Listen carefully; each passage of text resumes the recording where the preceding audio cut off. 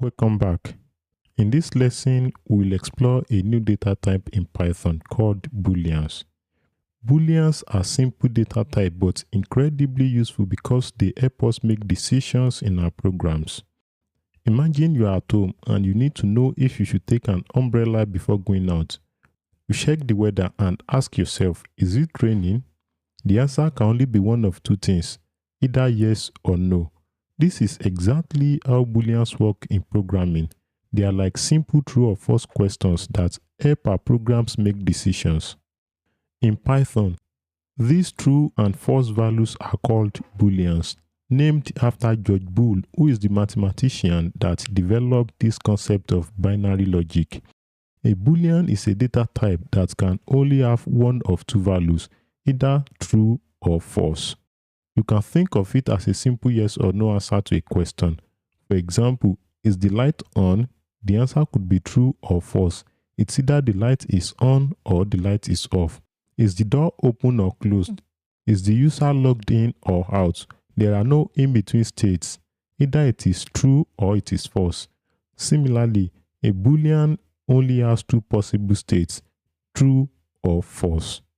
Here's a basic example of how Booleans look in Python. For example, we can have a variable with, can say is light on, so it's either true or false, so we can say this is true. We can also say is door open, so we can say false. Okay, so we can now print both is light on and is door opened. Now let's have another print. Okay, we can say is door open. We run this now, we are going to have true and false printed in our console. As you can see, you notice that true and false in Python start with capital letters. This is one of the most common mistakes people make with Python, especially if you have been using other programming languages whose Boolean values start with small letters like JavaScript. In JavaScript, your T is going to be lowercase, your F is going to be lowercase, but in Python, the true and false values start with uppercase.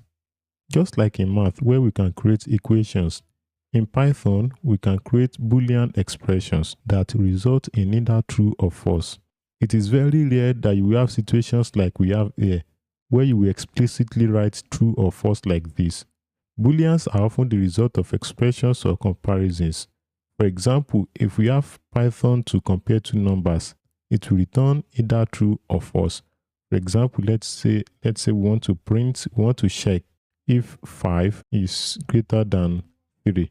Okay, so if we run this now, you see we have true. We can also check, let's go to another line. We can also check if 7 is less than 8. We run this, what do we have? We have true. Here, Python evaluates the comparison and returns the appropriate Boolean value. Python did not print 5 greater than 3 for us literally. Let's have another example where we work with Booleans and variables. So let's say we have a variable with the name of, let's say, age. Okay, so age is 25. All right. Now, let's say we have another variable with adult age. Okay, let's say adult age is 18. That's where adult starts legally.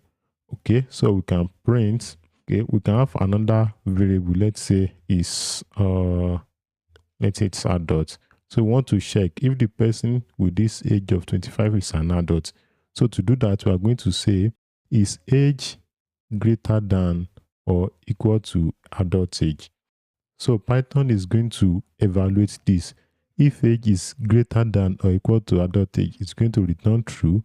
If age is less than adult age, then it's going to return false for is adult. Okay, now let's print the value of is adult. Let's say is adult. We run this now. What do we have? Okay, so we have true because let's get rid of this. So we have only this in our console. Okay, so we have true. Now is adult is true because the age of 25 is greater than 18. Now let's change age to, let's say, 17. Okay, and not 25. So if we run this, what do we have? So we have false. This is because 17 is less than the adult age that we defined. Now let's pause here and try a few exercises.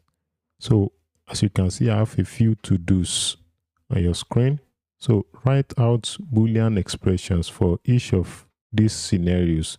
You can search online on how to get the length of a string for the third exercise. So pause the video now. I will see you when you are done.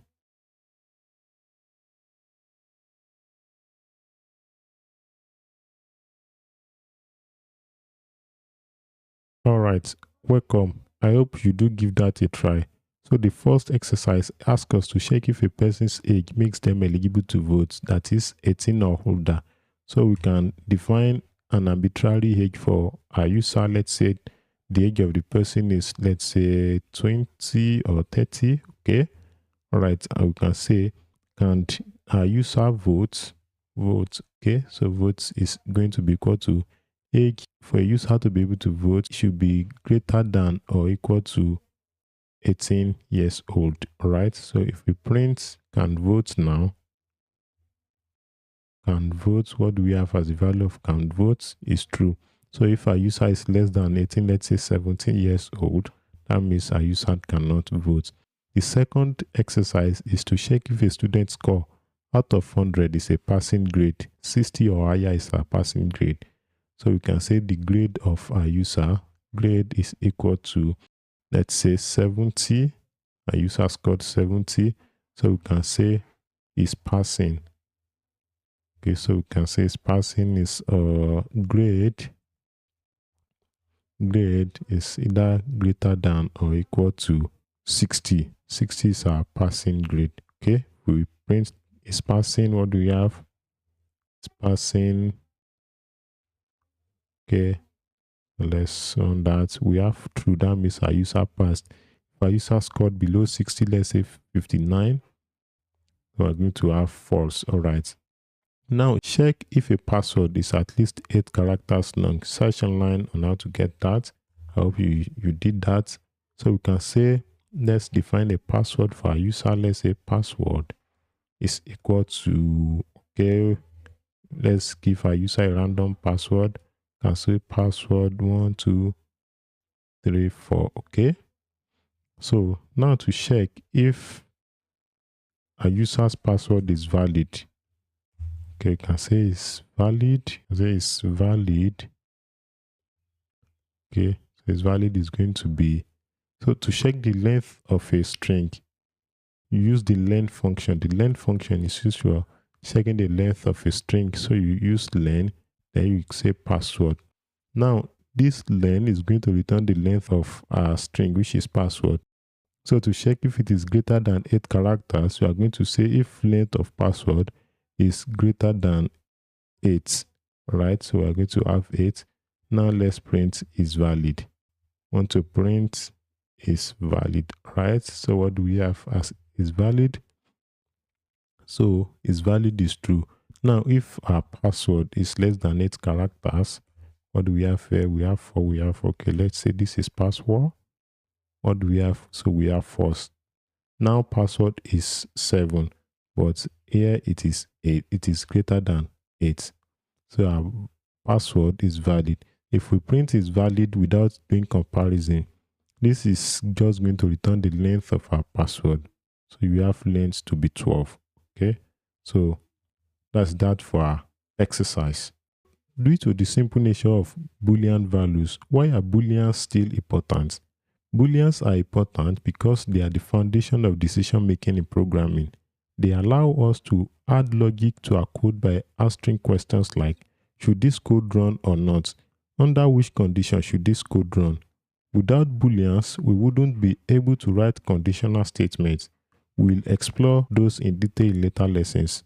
In our next lesson, we'll look into type conversion and casting, where we see how to convert data types in Python. For example, how to convert number to strings, how to convert string to Booleans, and so on and so forth.